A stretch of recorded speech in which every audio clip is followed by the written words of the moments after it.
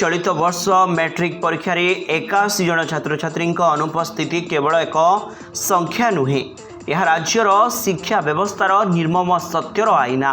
जितेबले सरकार शिक्षा अधिकार ढोल पिटुछंती सेतेबले माटिया भट्टा लुहा सिंघा देदर परी ग्रामर पुओ झील माने पेट पाई परीक्षा हॉल छाड़ी दादन खटिबाकू बाहर राज्य को जाउछंती।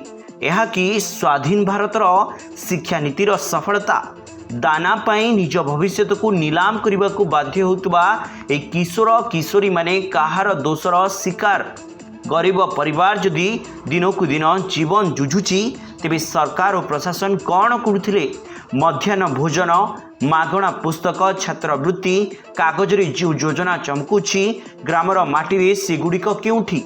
जदि शिक्षा निश्चित थांता तेबे एते परिवार निज संतान को परीक्षा छाड़ी दादन रे जीवाकू बाध्य करू न थांती।